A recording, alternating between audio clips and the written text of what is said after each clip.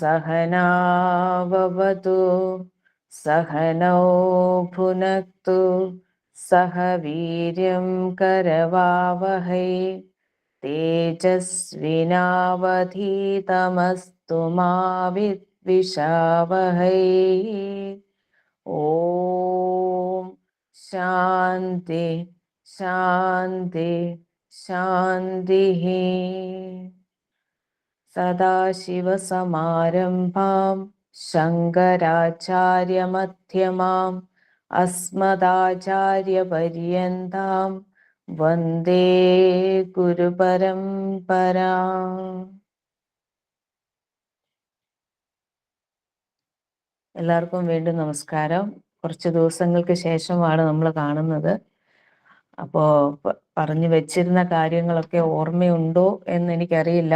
എങ്കിലും അവസാന ശ്ലോകം നമ്മൾ പറഞ്ഞു നിർത്തിയത് മരണസമയത്ത് പോലും ഭഗവാനെ ഓർമ്മ വരണമെങ്കിൽ നിത്യമായിട്ട് ഭഗവത് സ്മരണ നമ്മുടെ ജീവിതത്തിൽ ഉണ്ടാവണം, അല്ലേ? അതൊരു സ്വഭാവമാക്കി മാറ്റിയാൽ മാത്രമേ അന്ത്യകാലത്ത് നമുക്ക് ഭഗവാനെ സ്മരിക്കാൻ പറ്റുള്ളൂ. അതിന് ഭാഗവതത്തിൽ ഒരു കഥ പറഞ്ഞു.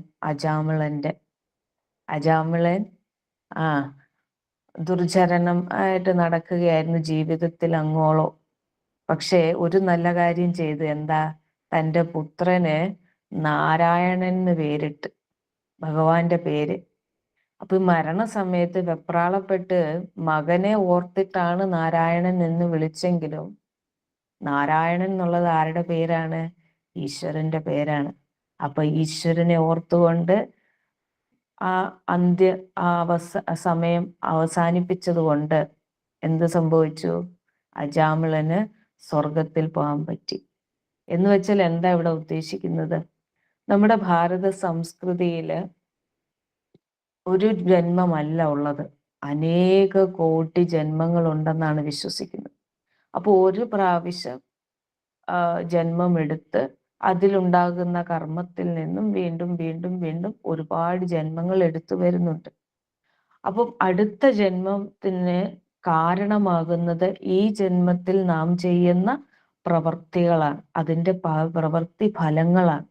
അപ്പോൾ ആ സമയത്ത്, മരണസമയത്ത് നല്ല ശുഭചിന്തകളോടെ നമ്മൾ ശരീരം വെടിയുകയാണെങ്കിൽ അടുത്ത ജന്മം ദിവ്യമായിരിക്കും. നല്ല രീതിയിൽ തന്നെ കർമ്മങ്ങളെ വെടിഞ്ഞ് ശരീരത്യാഗം നടത്താൻ സാധിക്കും. അതുകൊണ്ടാണ് സദാ ദൈവസ്മരണം നമുക്കുണ്ടാകണമെന്ന് പറയുന്നത്. ഓക്കെ, ഇതാണ് നമ്മൾ പറഞ്ഞു നിർത്തിയത്. ഭഗവത് നാമസ്മരണത്തിന്റെ മഹത്വം എന്താണ് എന്നാണ് പറഞ്ഞു നിർത്തിയത്. ഇനി അടുത്ത ശ്ലോകത്തിലൂടെ ആ നാമസ്മരണത്തിന്റെ മഹിമ ഗുരുദേവൻ പറഞ്ഞു. ഇനി അതിന്റെ ഒരു മഹത്വം പറയാനാണ് അടുത്ത 2 ശ്ലോകം 51 52 ഉള്ളത്. ഇതാ മുമ്പേ ശിവശതകം പാടിയ ഒരു കുട്ടിയുണ്ടല്ലോ, അത് പാടുകയാണെങ്കിൽ നമുക്ക് ഇമ്പത്തോടെ അത് കേട്ട് പിന്നെ ആർക്കെങ്കിലും പാടണമെങ്കിൽ പാടാം.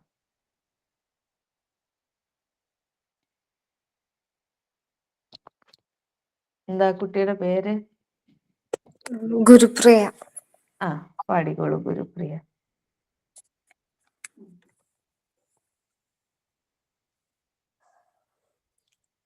ജയ ചിതകാമ ജനാർദ്ദന സേവിത ജയ ശിവശങ്കര സർവസനാതന ജയ ജയ മാലകളേബര കോമള ജയ ജയ സാംബ സദാ ശിവ പാഹി മാം. 51 52 ആണ്. 51 കൂടി ചൊല്ലുക. ജയ ജയ ചന്ദ്രകലാധര ദൈവമേ ജയ ജയ ജന്മ വിനാശന ശങ്കര ജയ ജയ ശൈല നിവാസ സദാംബദേ ജയ ജയ പാലയ മാം അഖിലേശ്വര ജയ ചിദകാമ ജനാർദ്ദന സേവിത ജയ ശിവശങ്കര സർവസനാതന ജയ ജയ മാരകളേബര കോമള जय जय साम्ब सदा शिव पाहि माम्. Very nice. വേറെ ആർക്കെങ്കിലും ചൊല്ലണോ? ഒരാൾ ജയ കൂടെ ചൊല്ലാം. ജയ ചന്ദ്രകലാധരാ ദൈവമേ, ജയ ജയ ജന്മ വിനാശന ശങ്കര, ജയ ജയ ശൈല നിവാസ സദാംബദേ, ജയ ജയ പാലയ മാം അഖിലേശ്വര, ജയ ജിത കാമ ജനാർദ്ദന സേവിത, ജയ ശിവ ശങ്കര സർവസനാദന, ജയ ജയ മാര കളേബര കോമള, ജയ ജയ സാംബ സദാശിവ പാഹി മാം. അപ്പോ ഇത് തന്നെ കണ്ടില്ലേ, 2 തരത്തില് നമ്മൾ പാട്ട് കേട്ടു. ദൈവനാമസ്മരണത്തിന്റെ ഒരു പ്രത്യേകത ഇതാണ്. നമുക്ക് ഏത് രാഗത്തിലും ഏത് ഈണത്തിലും ഏത് രീതിയിലും വേണമെങ്കിലും ഭഗവാനെ സ്മരിക്കാം, ഇല്ലേ? അപ്പോ ഇവിടെ പറയുന്നു ജയ ജയ. ജയ ജയ എന്ന് പറഞ്ഞാൽ വിജയിക്കട്ടെ. ആരാ വിജയിക്കട്ടെ? ഇപ്പൊ 2 പ്രാവശ്യം പറയുമ്പോൾ അതിന്റെ ദൃഢത്വം, പറയുന്നതിന്റെ ദൃഢത്വം എടുത്തു കാണിക്കാനാണ് 2 പ്രാവശ്യം പറഞ്ഞത്. ജയ ജയ ചന്ദ്രകലാധര. ചന്ദ്രകലാധര, ചന്ദ്രൻ ഭഗവാന്റെ തിരുജടയിലുള്ള ചന്ദ്രൻ. ആ ചന്ദ്രനെ ചൂടിയവൻ, ചന്ദ്രകലയെ ധരിച്ചവനാണ് ആര്? ചന്ദ്രകലാധരൻ. ദൈവമേ എന്ന വാക്കുണ്ട്. എന്തുകൊണ്ട് ദൈവം എന്ന് വിളിക്കുന്നത്? ദിവ് എന്ന ധാതുവിൽ നിന്നും വന്നിട്ടുള്ളതാണ് ദൈവം എന്ന പദം. എന്താ ദിവ് എന്നതിന്റെ അർത്ഥം? പ്രകാശം. പ്രകാശം. പ്രകാശം. അപ്പോ ആ പ്രകാശ സ്വരൂപമായിരിക്കുന്നതിനെയാണ് ദൈവമേ എന്ന് വിളിക്കുന്നത്.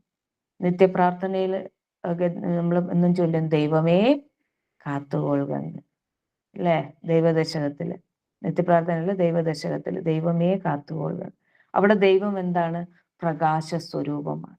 ഇവിടെയും ദൈവമേ എന്ന് പറയുമ്പോൾ, ചന്ദ്രകലാധരൻ എന്ന് പറയുമ്പോൾ അത് സഗുണ ദൈവവും, ദൈവമേ എന്നല്ലാതെ വിളിക്കുമ്പോൾ ആ ദൈവം ആരാണ്? നിർഗുണ ദൈവവും പ്രകാശ സ്വരൂപവുമാണ്. അല്ലയോ ദൈവമേ. അടുത്ത നോക്കി, ജയ ജയ ജന്മവിനാശന ശങ്കര.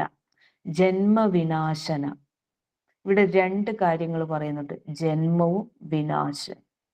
ജന്മം എന്ന് പറഞ്ഞു കഴിഞ്ഞാൽ നമ്മൾ ജനിച്ച് വരുന്നത്, പ്രത്യക്ഷത്തിലാകുന്നത്, സൃഷ്ടി പ്രത്യക്ഷത്തിൽ ഉണ്ടാകുന്നതിനെയാണ് ജന്മം എന്ന് പറയുന്നത്. വിനാശം എന്ന് പറഞ്ഞാൽ അത് വീണ്ടും അപ്രത്യക്ഷകരമായ രീതിയിലേക്ക് മറഞ്ഞു പോകുന്നതിനെയാണ് വിനാശം എന്ന് പറയുന്നത്. 6 അവസ്ഥകളെ നമുക്ക് ഓർമ്മയുണ്ട്. എന്തൊക്കെയാണ് 6 അവസ്ഥ? അസ്ഥി, ഉണ്ടാകുക, നിലനിൽക്കുക, വർദ്ധിക്കുക, പരിണമിക്കുക, ക്ഷയിക്കുക, നശിക്കുക.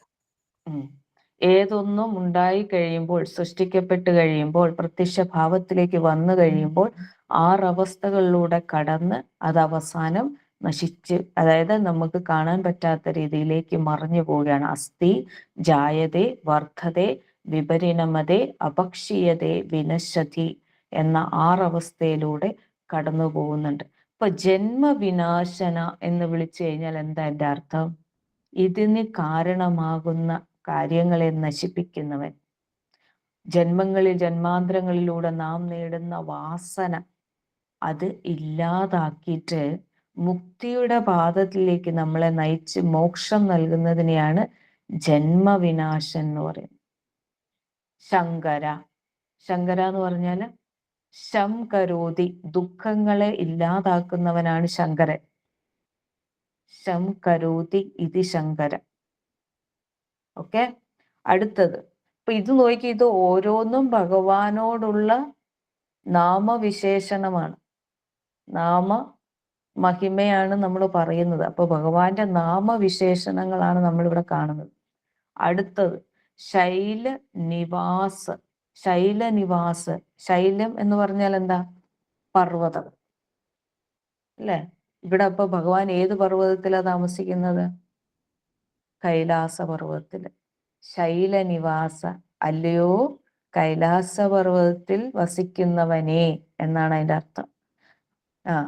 ഭഗവാൻ കൈലാസത്തില് വസിക്കുന്നവനാണ്.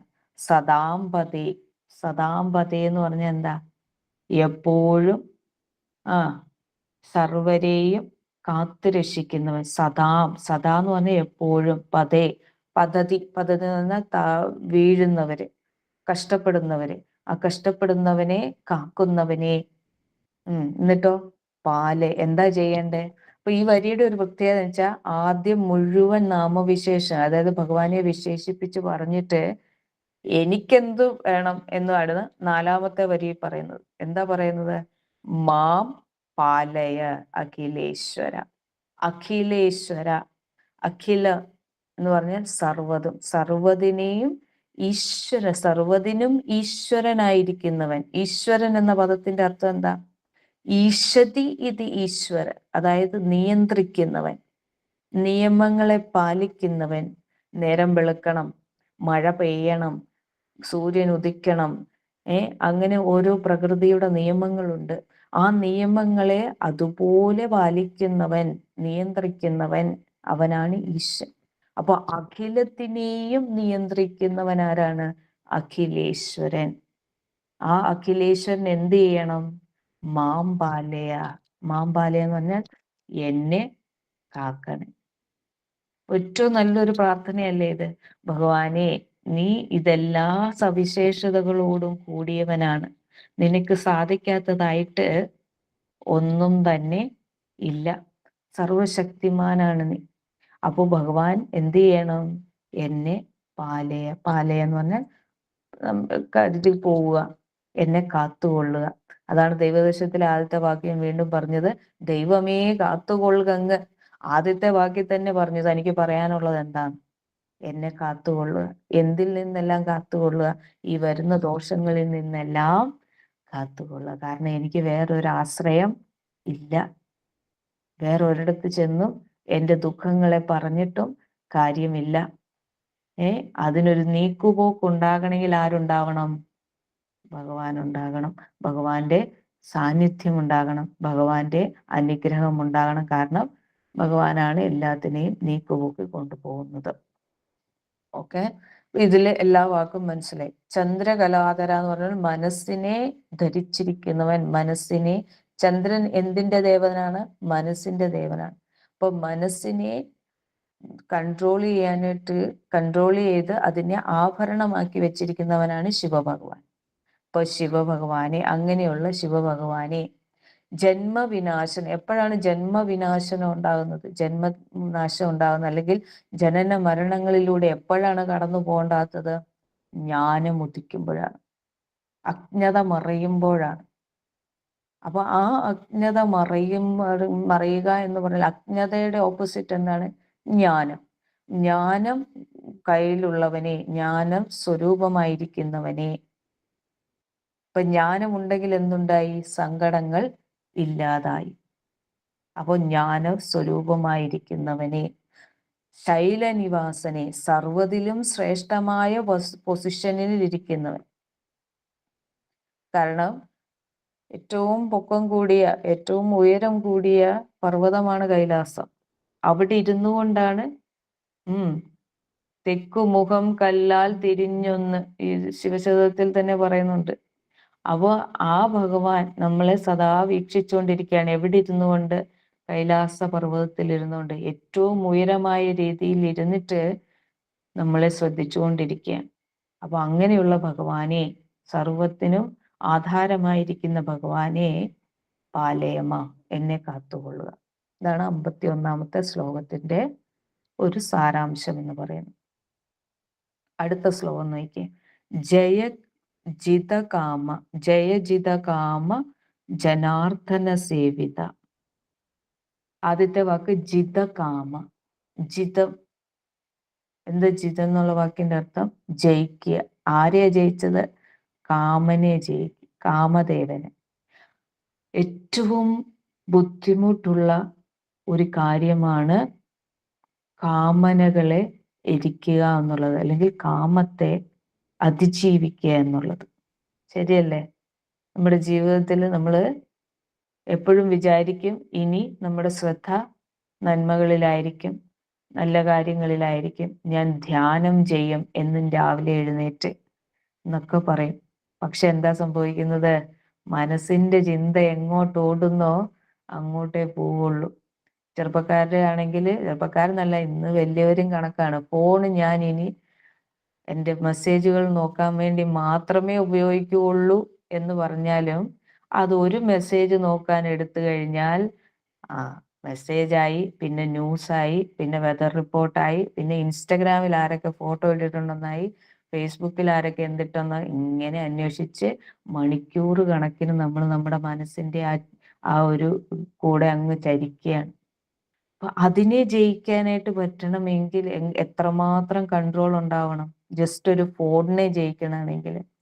പിന്നെ ഉണ്ട്, ഫോൺ മാറ്റി വെച്ച് കഴിഞ്ഞാൽ വേറെയും പല കാര്യങ്ങൾ നമ്മുടെ മനസ്സിനെ ആ ഒരു കാമന രൂപത്തിലേക്ക് ചലിപ്പിക്കാൻ ശക്തിയുള്ള പലതുമുണ്ട്. അപ്പൊ അങ്ങനെയുള്ള ചിന്തകളെയെല്ലാം പൂർണ്ണമായിട്ടും നിയന്ത്രിക്കാൻ ആർക്ക് സാധിച്ചിട്ടുണ്ട്? ശിവഭഗവാന് സാധിച്ചിട്ടുണ്ട്. അതുകൊണ്ടാണ് ജയജിത കാമ എന്ന് പറയുന്നത്. എല്ലാ ദുരിതങ്ങളുടെയും മൂല കാരണം എന്ന് പറയുന്നത് കാമനയാണ്.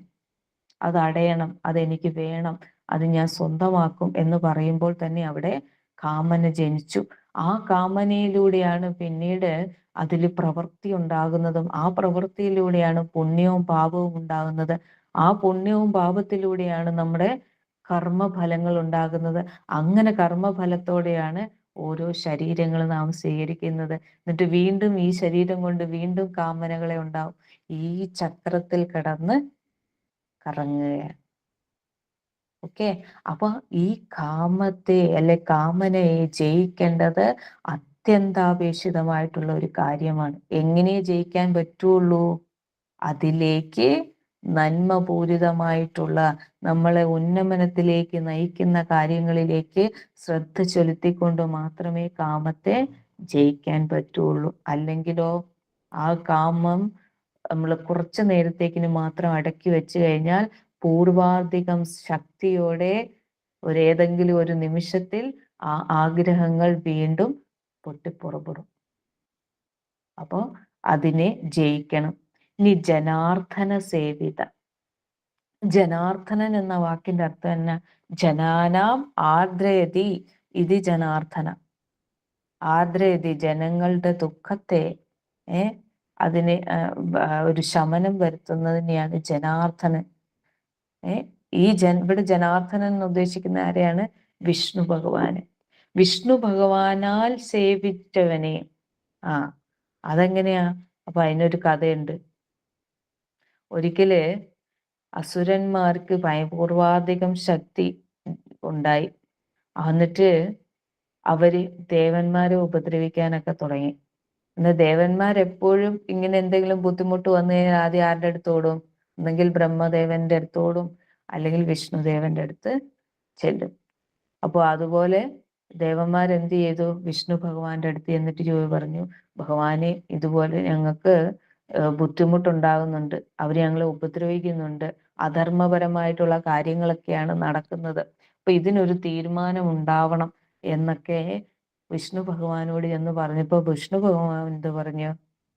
എനിക്ക് ഇപ്പൊ ഒന്നും ചെയ്യാൻ പറ്റില്ല, അവരെ എതിർക്കാൻ പറ്റുന്ന ഒരു ആയുധം ഞാൻ സ്വായത്തമാക്കാനുണ്ട്. അപ്പൊ അതിനെന്ത് ചെയ്യണം? എനിക്ക് ശിവഭഗവാനെ ധ്യാനിച്ചേ മതിയാവും. ഉടനെ വിഷ്ണു ഭഗവാൻ എന്ത് ചെയ്തു?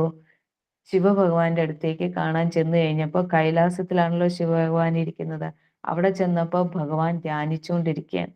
അപ്പൊ ഒരിക്കൽ ധ്യാനിച്ചതിന്റെ ദോഷം വിഷ്ണു ഭഗവാൻ അറിയാം. ആരെയാ? കാമദേവനെ എരിച്ച കഥയറിയാം.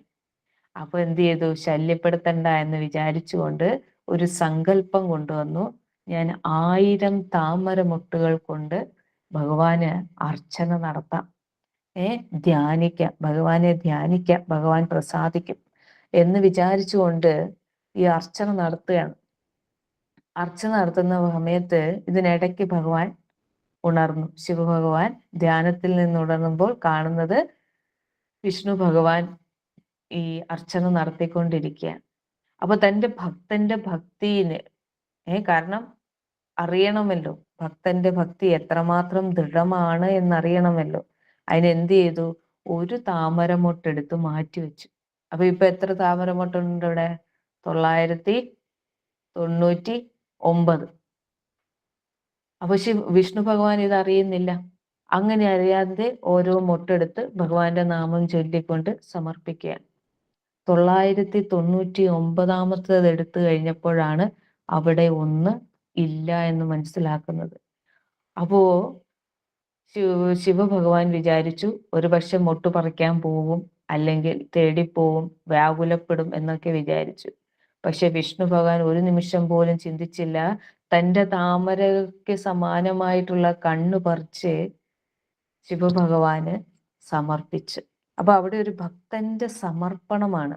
ഭഗവാനോടുള്ള പൂർണ്ണമായിട്ടുള്ള ശരണാഗതിയെ വിഷ്ണു ഭഗവാൻ അവിടെ കാണിച്ചു കൊടുക്കുകയാണ് ചെയ്തത്. അങ്ങനെ ആ തപസ്സിലൂടെ ഭഗവാൻ നേടിയെടുത്തതാണ് സുദർശന ചക്രം എന്ന ഒരു കഥയുണ്ട് ശിവപുരാണത്തിൽ. അപ്പൊ ആ കഥയാണ് ഇവിടെ ജനാർദ്ദന സേവിത എന്നുകൊണ്ട് ഉദ്ദേശിക്കുന്നത്. ഇവര് മൂന്നും ത്രിമൂർത്തികളാണ്, പ്രപഞ്ചത്തെ നിലനിർത്തിക്കൊണ്ട് പോകുന്നതാണ്. എന്നിരുന്നാലും ഭഗവാനെ സേവിച്ചിട്ടുണ്ട് വിഷ്ണു ഭഗവാൻ എന്ന് പറയാനാണ് ഇവിടെ ജനാർദ്ദന സേവിത എന്ന് പറയുന്നത്. നമ്മൾ ഈ വിശ്വാസികൾക്ക് മാത്രമേ ഉള്ളൂ കേട്ടോ ഭഗവാന്റെ പേരിൽ വഴക്കുണ്ടാക്കുന്ന സ്വഭാവം. അവർക്ക് തമ്മിലില്ല. അവര് ശൈവരും വൈഷ്ണവരും ഒന്നും പറഞ്ഞ് അടിയുണ്ടാക്കാറില്ല. ഉണ്ടാക്കുന്നത് ആരാണ്?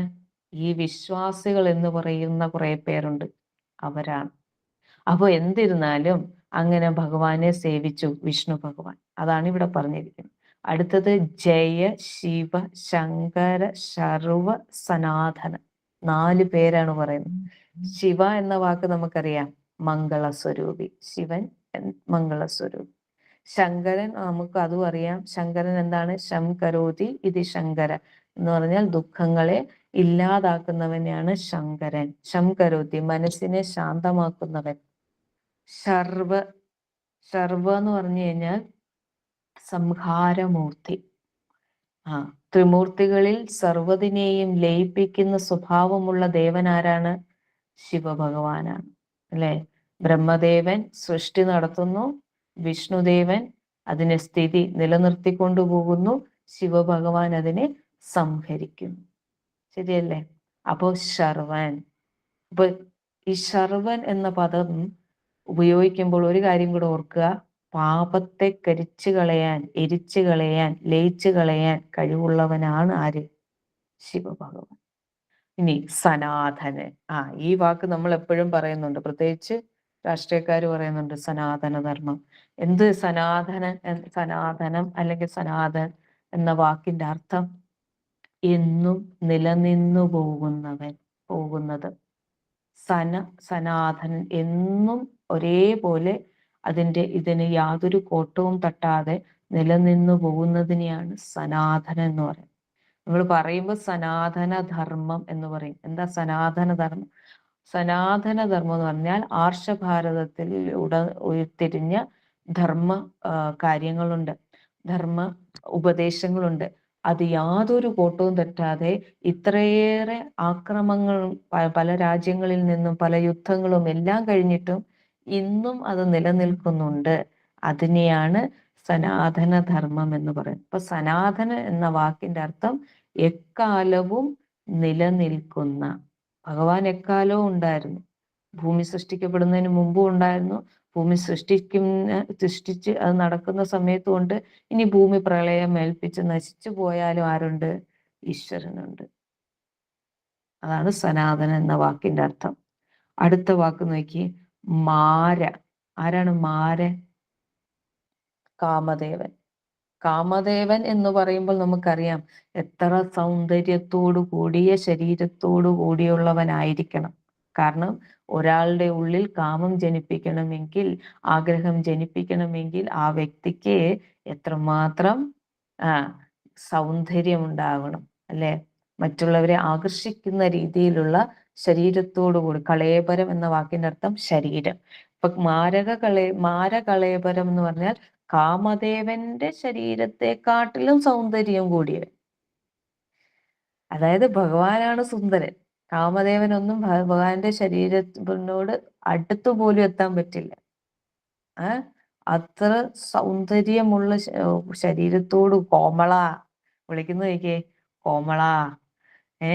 മാര കളേവര കോമള, സൗന്ദര്യത്തോടു കൂടിയവനെ, ഭംഗിയുള്ളവനെ, അല്ലെ? അപ്പൊ അങ്ങനെ, അപ്പൊ നമ്മുടെയൊക്കെ സൗന്ദര്യമൊക്കെ എവിടെ നിൽക്കുന്നു ആലോചിച്ച് നോക്കിയാ ഭഗവാന്റെ സൗന്ദര്യത്തിന്റെ അടുത്ത്. അപ്പൊ മാര കളേവര കോമള ഭഗവാൻ എന്നിട്ട് ഈ മാരന്റെ ശരീരത്തെ എന്ത് ചെയ്തെന്നറിയാവോ? അനങ്കനാക്കി, ശരീരമില്ലാത്തവനാക്കി. കാരണം കാമദേവൻ അങ്ങനെ ഒരു അഹങ്കാരം ഉണ്ടായിരുന്നു, തന്റെ ശരീരമാണ് ഏറ്റവും സൗന്ദര്യമുള്ളത്, അതുകൊണ്ടാണല്ലോ തനിക്ക് കാമദേവൻ എന്നുള്ള പേര് വന്നത്. അപ്പോ അത് അവസാനം ആ അഹങ്കാരം കാരണം ഭഗവാന്റെ അടുത്ത് ചെന്നപ്പോഴത്തേക്കിനും ഭഗവാൻ എന്ത് ചെയ്തു? ശരീരത്തെ തന്നെ ദഹിപ്പിച്ച് അനങ്കനാക്കി മാറ്റി കാമത്തിന്. എനിവേ, അപ്പോ ഭഗവാൻ ഭംഗിയുള്ളവനാണ്. സാംബ സദാശിവ പാഹിമ. അടുത്ത വരിയിൽ തന്റെ ആവശ്യമാണ് പറയുന്നത്. സാംബ, അംബയാ സഹ, സാംബ, അതായത് അംബ പാർവതീദേവി, പാർവതീദേവിയോട് സദാ കുടികൊള്ളുന്നവനെ, നിലനിൽക്കുന്നവനെ, സദാ ശിവ, സദാ മംഗളസ്വരൂപിയായിരിക്കുന്നവനെ എന്ത് ചെയ്യണം? ഇവിടെയാണ് എൻ്റെ ആവശ്യം. പാഹിമ, എന്നെ കാത്തുകൊള്ളുക. ഇപ്പോ ഇതാണ് ഭഗവത് നാമസ്മരണത്തിന്റെ ഒരു മഹിമ എന്ന് പറയുന്നത്. നമുക്ക് ഏത് രീതിയിൽ വേണമെങ്കിലും ഏത് നാമം ഭഗവാന്റെ എടുത്തുകൊണ്ടും നമുക്കതിനെ സ്മരിക്കാം. ഇതില് നമുക്ക് ചന്ദ്രകലാധര എന്ന് ഭഗവാനെ വിളിക്കാം, അല്ലേ? ദൈവമേ എന്ന് വിളിക്കാം, ജന്മവിനാശനേ എന്ന് വിളിക്കാം, ശൈലനിവാസ എന്ന് വിളിക്കാം, ശിവ എന്ന് വിളിക്കാം, ശങ്കര എന്ന് വിളിക്കാം. എന്തെല്ലാം പേരുകളാണ് ഇവിടെ പറഞ്ഞത്. അപ്പൊ ഏതെങ്കിലും ഒരു ഇഷ്ടദൈവത്തിനോട് നാം കാണിക്കുന്ന അതിയായ പ്രീതിയാണ് ഭക്തി എന്ന് പറയുന്നത്. ഭക്തി ഇല്ലാതെ ഒരിക്കലും ഭഗവത് സ്മരണം ഉണ്ടാവില്ല, അല്ലേ? അപ്പൊ അങ്ങനെ ആ ഭക്തിയുടെ ഉച്ചകോടിയിലിരിക്കുമ്പോഴാണ് നമുക്ക് ശരണാഗതി എന്ന ഒരു തലത്തിലേക്ക് നാം ഉയരത്തുള്ളൂ. ശബരിയെ നമുക്കറിയാം, ശ്രീരാമ ഭഗവാനെ ധ്യാനിച്ചു കൊണ്ടിരുന്ന് ഭഗവാനെ കാണാനുള്ള ഭാഗ്യം ലഭിച്ച ശബരി ഭക്തി കൊണ്ട്, അല്ലെ? അപ്പൊ അങ്ങനെ ഈ ഭക്തി അത്യാവശ്യമാണ്. ഇപ്പൊ സാധാരണ നമ്മൾ അദ്വൈത വേദാന്തം പഠിക്കുമ്പം അവിടെ ഭക്തിയെ എങ്ങനെയാ പറയുന്നത്? ഭക്തി എന്ന് പറയുന്നത് ജ്ഞാനത്തിന് തുല്യമല്ല, ജ്ഞാനമാണ് സർവ്വതും, ജ്ഞാനമില്ലാതെ നമുക്ക് മോക്ഷം ലഭിക്കില്ല എന്നൊക്കെ പറഞ്ഞു. പക്ഷേ നല്ലൊരു ജ്ഞാനി ആരാണെന്നറിയാവോ? നല്ലൊരു ഭക്തനാണ്. അതുകൊണ്ടാണ് ഭഗവത്ഗീതയില് ശ്രീകൃഷ്ണ ഭഗവാൻ പറയുന്നത്, എനിക്ക് ഭക്തന്മാരിൽ ജ്ഞാനിയാണ് ഏറ്റവും പ്രിയപ്പെട്ടവൻ എന്നത്. ആർദ്ധൻ, അർത്ഥാർത്ഥി, ജിജ്ഞാസു, ജ്ഞാനി എന്ന 4 തരത്തിലുള്ള ഭക്തന്മാരുള്ളതിൽ എനിക്ക് ഇഷ്ടമുള്ള ഭക്തൻ ആരാണ്? ജ്ഞാനിയാണ്. കാരണം ആ വ്യക്തിക്കറിയാം ഞാൻ ആരാണ്, ഈശ്വരൻ ആരാണ് എന്ന വ്യക്തമായ ബോധം ആർക്കുണ്ട്? ജ്ഞാനിക്കുണ്ട്. അതുകൊണ്ട് ജ്ഞാനി ആണ് ഏറ്റവും വലിയ ഭക്തൻ എന്ന് പറയും.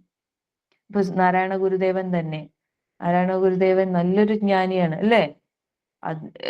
ജ്ഞാനത്തിൽ കുടികൊള്ളുന്ന സ്വരൂപമാണ്. പക്ഷേ പ്രാർത്ഥന എന്ന് വരുമ്പോൾ ഗുരുദേവനോളം ഭക്തി ഒരു ജ്ഞാനിയുടെ സ്വരൂപമായിട്ട് തന്നെ നമുക്ക് കാണാൻ സാധിക്കും. എല്ലാ ജ്ഞാനികളുടെയും ഒരു സ്വഭാവം എന്ന് പറയുന്നത് അവർ നല്ലൊരു ഭക്തന്മാരും കൂടിയാണ്. ശരി, അപ്പോൾ ഇതാണ് ഭഗവാൻ നാമത്തെ കുറിച്ചുള്ള മഹത്വം എടുത്തു കാണിക്കുന്നത്. ഇനി അടുത്ത ശ്ലോകത്തില് ഭഗവാൻ, ഇനി ഭക്തനൊരു സംശയമുണ്ട്, ഭഗവാൻ ഇനിയിപ്പൊ എന്റെ വിഷമങ്ങളൊന്നും അറിയുന്നില്ലേ, കേൾക്കുന്നില്ലേ? അത് എടുത്തു കാണിക്കുകയാണ് 53-ാമത്തെ ശ്ലോകത്തിലൂടെ. അത് ചൊല്ലുക. നമുക്ക് എന്നിട്ട് അതിന്റെ അർത്ഥം നോക്കാം.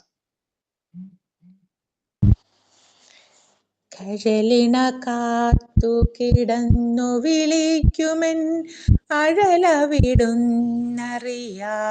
ഇരിക്കയോ, പിഴ പലതുണ്ടിവനെന്നു നിനയ്ക്കയോ കുഴിയിലിരുന്നു കരേറുവതെന്നു ഞാൻ. ഒരാളോട്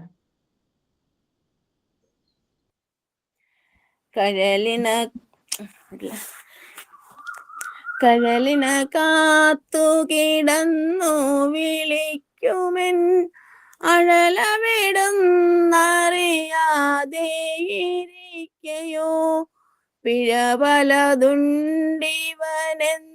നിനയ്ക്കയോ കുഴിയിലിരുന്നു കരേറുവതെന്നു ഞാൻ.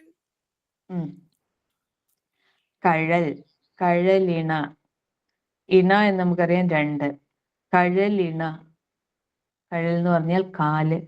ഭഗവാന്റെ തിരുവടി കാത്ത് കിടക്കുകയാണ് ഞാൻ. ഈ കാത്ത് കിടക്കുക എന്ന പദത്തിലാണ് ഏറ്റവും കൂടുതൽ വികാരമുള്ളത്. എപ്പോഴാ ഒരാള് ഊണും ഉറക്കവും എല്ലാം ഒഴിഞ്ഞ് കാത്തു കിടക്കുന്നത്? ആ വസ്തുവിനോടോ ആ വ്യക്തിയോടോ അതിയായ സ്നേഹവും പ്രീതിയും ഒക്കെ ഉള്ളപ്പോഴാണ്. ഞാൻ അവന് വേണ്ടി കാത്തിരിക്കുകയായിരുന്നു, അല്ലെങ്കിൽ ആ ഒരു കാര്യം നടക്കാൻ വേണ്ടി ഞാൻ കാത്തിരിക്കുകയായിരുന്നു. എപ്പോഴാ പ്രയോഗം കൊണ്ടുവരുന്നത്? നമ്മള് അത് നടക്കണം, അത് സംഭവിക്കണമെന്ന് അതിയായിട്ട് ആഗ്രഹിക്കുമ്പോഴാണ്. അപ്പൊ ഇവിടെ ഭക്തൻ ആഗ്രഹിക്കുന്നത് എന്താണ്? ഭഗവാന്റെ ആ തിരുവടി എനിക്കൊന്ന് കാണണം, ഭഗവാന്റെ ആ പാതാര ബിന്ദങ്ങളിൽ ഒന്ന് നമസ്കരിക്കണം. അപ്പൊ ആ അനുഗ്രഹത്തിന് വേണ്ടി കാത്തു കിടക്കുകയാണ്. കാത്തു കിടന്ന് വിളിക്കുക എന്ന് പറഞ്ഞാൽ പ്രാർത്ഥിക്കുക. നിത്യമായ പ്രാർത്ഥനയിലൂടെയും ഒക്കെ ഞാൻ ഭഗവാനെ സ്മരിക്കുന്നുണ്ട്. പക്ഷേ എൻ്റെ അഴൽ എന്ന് പറഞ്ഞാൽ ദുഃഖം, എൻ്റെ അഴല് അവിടുന്ന് അറിയാതിരിക്കുകയാണോ? അങ്ങ് അറിയുന്നില്ലേ? ഈ പേരിന് വേണ്ടി പോയി പ്രാർത്ഥിക്കുന്ന ഭക്തന്റെ കാര്യമല്ല ഞാൻ പറയുന്നത്. ആർത്തനോ അർത്ഥാർത്ഥിയോ ആയിട്ടുള്ള ആവശ്യങ്ങൾക്ക് പോയി ഭഗവാനെ കാണുന്ന ഓരോ ഭക്തന്മാരുണ്ട്. ആ ഭക്തന്മാരുടെ കാര്യമല്ല ഞാൻ പറയുന്നത്. ഇവിടെ പറയുന്നത് മുഴുമയായിട്ട് തൻ്റെ മനസ്സിനെ ഭഗവാന്റെ അടുത്തേക്ക് സമർപ്പിച്ച ഭക്തൻ. ആ ഭക്തൻ കാത്തിരിക്കുകയാണ്, എന്നാണ് ഭഗവാൻ വരുന്നത്, എന്നാണ് എൻ്റെ ദുഃഖങ്ങൾക്കൊരു അറുതി ഭഗവാൻ നൽകുന്നത് എന്ന് പ്രതീക്ഷിച്ചിരിക്കുന്ന ഭക്തനുണ്ട്. അപ്പൊ ആ ഭക്തന് ഒരു സംശയം, ഇനി ഭഗവാൻ എൻ്റെ ദുഃഖങ്ങള് അറിയാതിരിക്കുകയാണോ? അഴൽ അവിടുന്ന് അറിയാതിരിക്കുകയോ? അഴൽ ദുഃഖം അവിടുന്ന് അറിയുന്നില്ലയോ? നമ്മളും ചോദിക്കാറുണ്ട് അല്ലെ, എൻ്റെ ഈശ്വര നീ ഇതൊന്നും അറിയുന്നില്ലേ? നീ ഇതൊന്നും കാണുന്നില്ലേ എന്നൊക്കെ നമ്മൾ ചോദിക്കാറില്ലേ? എന്ന് പറയുന്ന പോലെ ഇവിടെ ആ മനസ്സിന്റെ നീറ്റിൽ കിടന്ന്, മനസ്സിന്റെ ഇങ്ങനെയുള്ള പാച്ചിലിൽ കിടന്ന് പല ബുദ്ധിമുട്ടുകൾ ഫേസ് ചെയ്യുമ്പോൾ ആ ഭക്തൻ ചോദിക്കുകയാണ്, എൻ്റെ ദുരിതങ്ങളും എൻ്റെ ഈ ഒരു നിന്നെ കാണണം എന്നുള്ള ആഗ്രഹം നീ അറിയുന്നില്ലേ? എന്നിട്ട് എന്ത് ചെയ്യുന്നു? ഇനി ഇതാണോ കാരണം? എന്താ കാരണം? പിഴ പലതുണ്ടിവന്. ഇവൻ അന്ന് അത് ചെയ്തില്ലേ, ഇത് ചെയ്തില്ലേ എന്നൊക്കെയുള്ള കണക്കുകളുണ്ടോ? പിഴ പലതുണ്ടിവൻ എന്ന് നിനയ്ക്കയോ? എൻ്റെ ഒത്തിരി ദുർവാസന കൊണ്ട് ഞാൻ ഉണ്ടാക്കിയ കർമ്മം, ദുർഗുണ കർമ്മങ്ങൾ ഉണ്ടെന്നുള്ള തോന്നൽ കൊണ്ടാണോ ഇനി വരാത്തത്? എന്താ ഭഗവാനെ നീ എൻ്റെ അടുത്തിലേക്ക് വരാത്തത്, എന്നെ അനുഗ്രഹിക്കാത്തത്? എന്ന് ചോദിക്കുന്നു. പിഴ പലതുണ്ടിവൻ എന്ന് നിനയ്ക്കയോ? കാരണം ഭഗവാന്റെ സ്വഭാവം ക്ഷിപ്രപ്രസാദിയും ക്ഷിപ്ര കോപിയുമാണ് ഭഗവാൻ.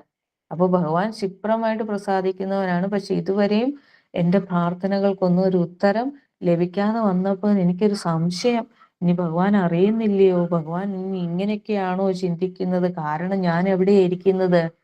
കുഴിയിലാണ് ഇരിക്കുന്നത്. എന്തുവാ ഈ കുഴി? കുഴി എന്ന് പറഞ്ഞാൽ ഇവിടെ സംസാരമാകുന്ന കുഴി. സംസരതി ഇത് സംസാരമാകുന്ന കുഴി.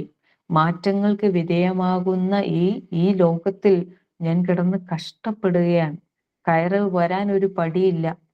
ആ പടി ആർക്കേ തരാൻ പറ്റുള്ളൂ, അല്ലെങ്കിൽ ആ വഴി എനിക്ക് ആരുടെ പറഞ്ഞു തരാൻ പറ്റുള്ളൂ? ഈശ്വരൻ. അപ്പൊ പറയാണ് ഈ കുഴിയിലിരുന്ന് കരേറുവതെന്നു ഞാൻ. എന്നാണ് എനിക്കിതിൽ നിന്നും ഒന്ന് കയറി മുകളിലേക്ക് വരുവാൻ കഴിയുന്നത്. ആ, ഒരു കിണറ്റിൽ വീണ് കഴിഞ്ഞാലേ കയറ് കൊണ്ടുതരാൻ ആരും ഇല്ലെങ്കിൽ നമ്മൾ അവിടെ കിടന്ന് കരഞ്ഞു തകർക്കുമല്ലോ, ഇല്ലേ? ആരെങ്കിലും ഒരു കയറിട്ട് തരണേ, കയറി വരണം, കയറി വരണം എന്ന് പറയുന്നവരൊന്ന് ആലോചിക്കുക. നമ്മളെ തന്നെ അന്ധകാരം നിറഞ്ഞ ഒരു കുഴിയിലേക്ക് നമ്മൾ വീണിരിക്കുകയാണ്, വഴുതി വീണിരിക്കുകയാണ്. പല വിധേനയും നമ്മൾ അതിനെ ശ്രമിച്ചു. അവസാനം നമ്മൾ എവിടെ എത്തുള്ളൂ? ഈശ്വര വിശ്വാസം അല്ലെങ്കിൽ ഈശ്വര സ്മരണയിലേ എത്തുള്ളൂ. ആരെങ്കിലും ഒന്ന് വരുത്തി തരണേ ഇതിൽ നിന്നൊന്ന് കരയേറി വരുവാനായിട്ട്, അല്ലെ? എന്ന് പറയുന്ന പോലെ ഇവിടെ ഭഗവാനോട് പറയാണ്, ഈ കുഴിയിലിരുന്ന്, സംസാരമാകുന്ന കുഴിയിലിരുന്ന് എന്നാണ് എനിക്കൊന്ന് കയറി വരാൻ പറ്റുക? നിന്റെ സ്മരണ ഞാൻ നടത്തുന്നുണ്ട്. അപ്പൊ ഇതൊരു സംശയമാണ്, കാരണം ഇത് മനസ്സിന്റെ ഒരു വെമ്പലാണ്. എന്നാണ് ഭഗവാൻ ഈ കഴലിണ എന്ന വാക്കിന്റെ അർത്ഥം നോക്കിയേ. കഴലിണ സൂചിപ്പിക്കുന്നത് ഭഗവാന്റെ പാദത്തിനെയാണ്. ഭഗവാൻ എന്തിലാണ് എപ്പോഴും നിലനിൽക്കുന്നത്? ജ്ഞാനത്തിലാണ്. അപ്പൊ എന്നാണ് ജ്ഞാനം എന്നിലേക്ക് വരുന്നത്? എന്നിലുള്ള മോഹത്തെ എടുത്തു കളയുവാൻ, അറുത്ത് കളയുവാൻ, അരിഞ്ഞു കളയുവാൻ എന്നാണ് ഭഗവാൻ എൻ്റെ അടുത്തേക്ക് വരുന്നത് എന്ന വെമ്പലോടെ ഞാൻ കാത്തിരിക്കുകയാണ്. ജ്ഞാനം എന്നിൽ എന്നാണ് ഉദിക്കുന്നത്. അപ്പൊ ഞാൻ ശിവശതകം ക്ലാസ് തുടങ്ങിയപ്പോൾ പറഞ്ഞിരുന്നു, ഒരുപക്ഷെ ഭഗവാൻ ശ്രീനാരായണ ഗുരുദേവൻ അവധൂത കാലത്തായിരിക്കാം ഈ ശിവശതകം എഴുതിയിരുന്നത് എന്ന് പറഞ്ഞിട്ടുണ്ട്. അപ്പൊ ഇങ്ങനെയുള്ള വരികൾ വെച്ച് നോക്കുമ്പോഴാണ് നമുക്ക് തോന്നുന്നത് ശ്രീനാരായണ ഗുരുദേവൻ അവധൂത സമയത്ത് എഴുതിയിട്ടുള്ളത്. കാരണം മനസ്സിന്റെ ആ നീറ്റല്, താൻ തൻ്റെ സർവ്വതവും, അതായത് ഈ പ്രപഞ്ചത്തിലുള്ള സർവ്വതിനെയും ഉപേക്ഷിച്ച് ജ്ഞാനമാകുന്ന ഒന്നിനെ അന്വേഷിച്ച് നടക്കുകയാണ്. തൻ്റെ ഉള്ളിലേക്ക് ആ ജ്ഞാനോദയം ഉണ്ടാകുവാനായിട്ട് വെമ്പൽ കൊള്ളുകയാണ്.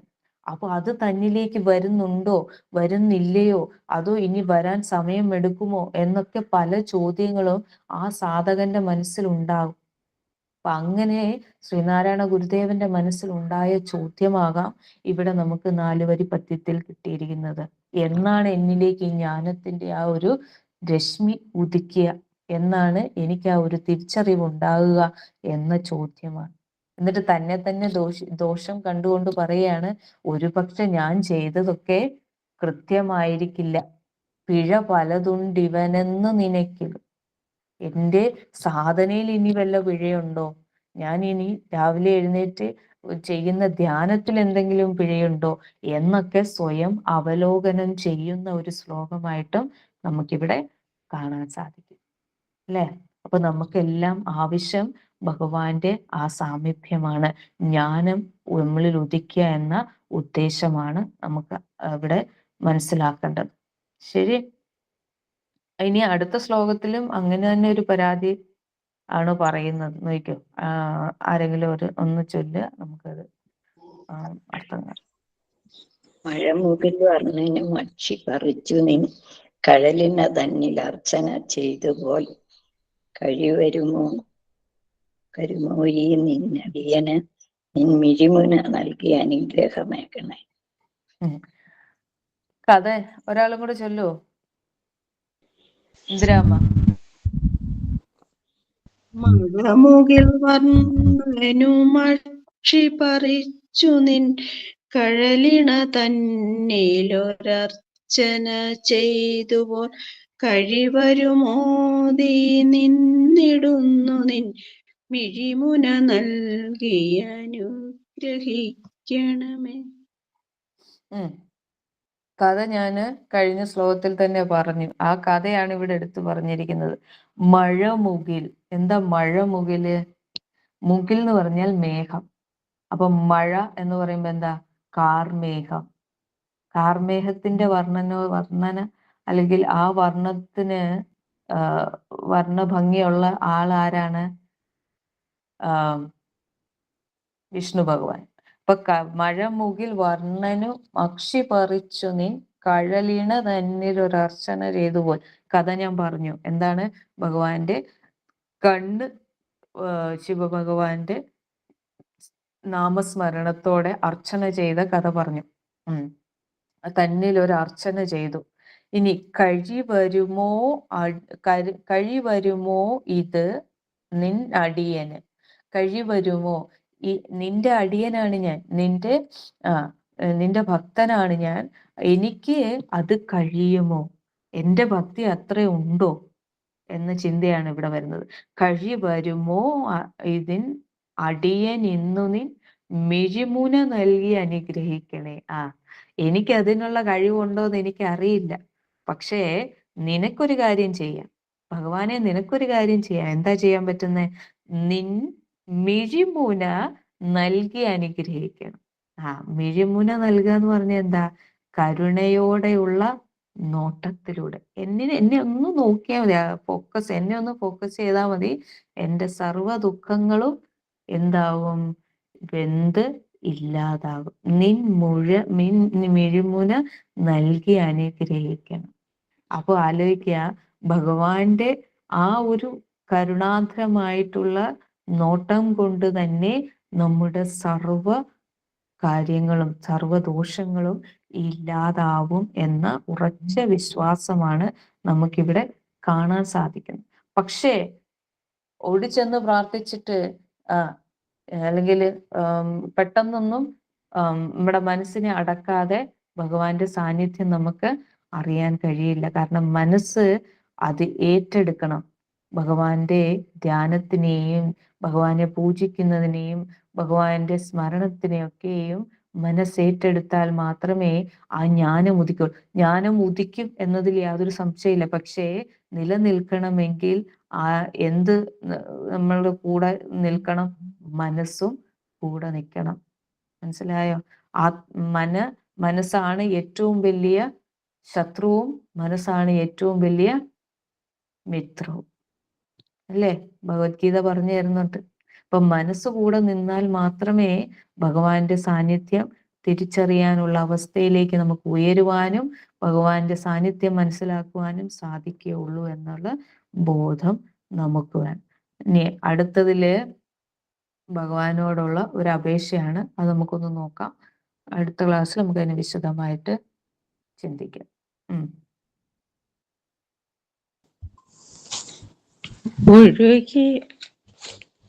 ഒഴുകഴിവൊന്നു പറഞ്ഞൊഴിയാതെ നിൻ അഴലിതിലിട്ടുരുകും മെഴുകുന്ന പോൽ കഴലിണയിങ്കലടങ്ങുവതിന്നു നീ വഴിയരുളിടുക വാമദേവ പോറ്റി.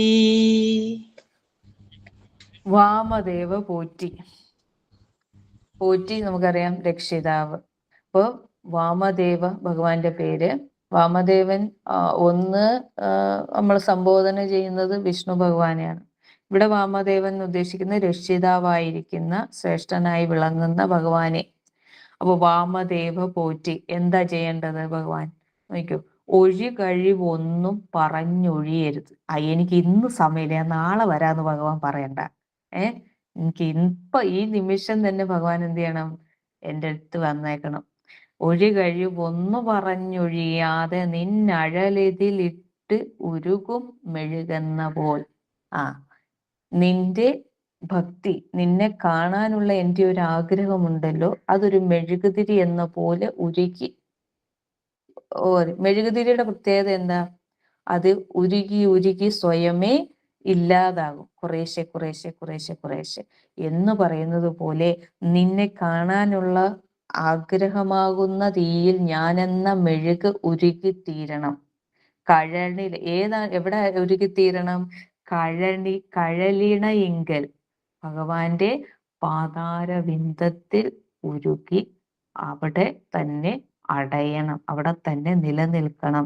അതിന് നീ വഴിയരുളിയിടുക. നീ അതിനെ എനിക്കൊരു വഴി കാണിച്ചു തരിക, മാർഗനിർദ്ദേശം നൽകുക എന്ന് ഇവിടെ പ്രാർത്ഥിക്കുകയാണ്. അപ്പൊ ഇവിടെ ഭക്തൻ പറയാണ്, ഭഗവാനെ ഒരു എക്സ്ക്യൂസും പറയണ്ട, ഒരു റീസണിങ്ങും എനിക്ക് വേണ്ട. ഭഗവാൻ എവിടെ എത്തണം? എൻ്റെ അടുക്കൽ എന്നിലേക്ക് വന്നെത്തണം. അതിന് നല്ലൊരു ഭക്തനാകേണ്ടതായിട്ട് ഉണ്ട്. എപ്പോഴേ പറയാൻ പറ്റുള്ളൂ? ഒരു എക്സ്ക്യൂസും പറയണ്ട. നമ്മൾ അവകാശത്തോടെ എപ്പോഴേ പറയാൻ പറ്റുള്ളൂ? വല്ല ഭക്തിക്ക് നിറകുടമായി നിൽക്കുമ്പോഴേ പറ്റുള്ളൂ. അല്ലെങ്കിൽ എന്ത് പറ്റും? ഈ ഒരു അവകാശത്തോടെ ഭഗവാനോട് പറയാൻ സാധിക്കില്ല.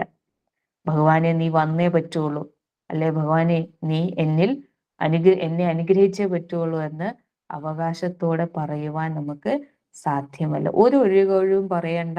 നീ എന്ത് ചെയ്യണം? എനിക്ക് നിന്റെ പാതാരവിന്ദങ്ങളിൽ സദാ നിലനിൽക്കുവാനുള്ള അനുഗ്രഹം നൽകി അനുഗ്രഹിക്കണം, അല്ലേ? ആരെങ്കിലും ചൊല്ലിക്കേ പിണ്ടനന്ദിയുടെ അവസാനത്തെ 4 വരി.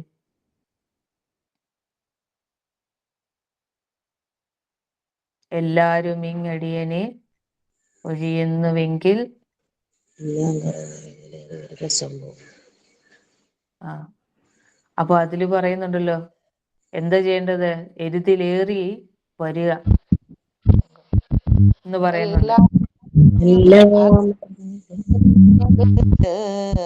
ചൊല്ലേണമോ ദുരിതമൊക്കെ അകറ്റണേ നീ, എല്ലാരും ഇങ്ങടിയനങ്ങൊഴിയുന്നുവെങ്കിൽ